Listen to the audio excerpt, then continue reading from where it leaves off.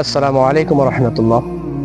প্রিয় ভাইরা, আমরা যারা যুবক রয়েছি কিংবা বৃদ্ধ রয়েছি, যে বয়সী মানুষই হোক না কেন, সে নারী হোক কিংবা পুরুষ হোক, আমাদের মৃত্যুর পর কিন্তু আমাদের ঠিকানা এইরকম একটা নির্জন একাকিত্ব জায়গা, জঙ্গলের ভিতরে হবে। যেই ঘরটা হবে 3.5 হাত, যেই ঘরের ভিতরে থাকবে না কোনো বিছানাপত্র, থাকবে না কোনো আলো, না থাকবে কোনো আরামায়েশের জন্য কোনো ব্যবস্থা, কোনো কিছু এখানে থাকবে না। প্রিয় ভাইয়েরা, জীবনে যা কিছু উপার্জন করি না কেন, যত কিছু আমরা কামাই করি না কেন, সব কিছু কিন্তু এই দুনিয়াতেই রয়ে যাবে। রাসূলুল্লাহ সাল্লাল্লাহু আলাইহি সাল্লাম বলেছেন যে তুমি যে বলছো যে এটা আমার সেটা আমার, এ কথা বলো না, বরং তুমি বলো যেটা তুমি খেয়েছো সেটাই তোমার। যা কিছু এখনো তুমি খেতে পারো না, অবশিষ্ট রয়েছে, এই সব কিছু তোমার নয়। কারণ এই মুহূর্তে যদি তোমার মৃত্যু হয়ে যায়, তাহলে এই যে বললে আমার, এটা তো আর তোমার থাকলো না। কারণ তোমার কবরে তো আর সেগুলো নেমে দেওয়া হবে না, সেগুলো তো তুমি নিয়ে যেতে পারবে না।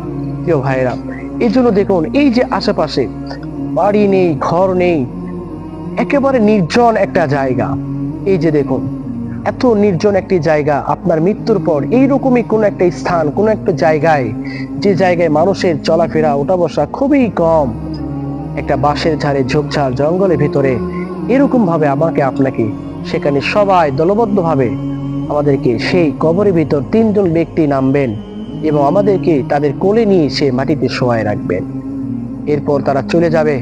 আর কোনোদিন হয়তো ছেলে মেয়ে হয়তো কোনোদিন আসবেন, দোয়া করবেন, বাস এতটুকুই।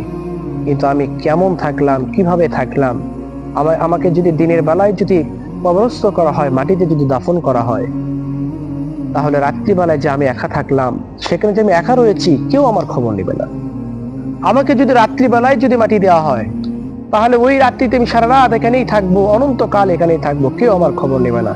কেউ একবার এসে আমার সম্পর্কে জিজ্ঞাসা করবে না, আমাকে ডাক দিবে না।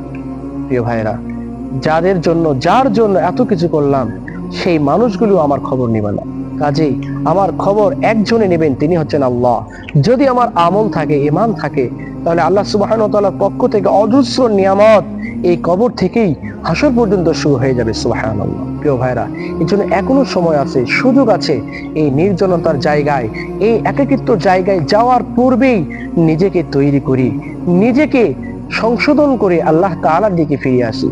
প্রিয় ভাই, এই কথাগুলো হয়তো আপনার কাছে সহজ মনে হবে, কিন্তু অতটা সহজ নয়।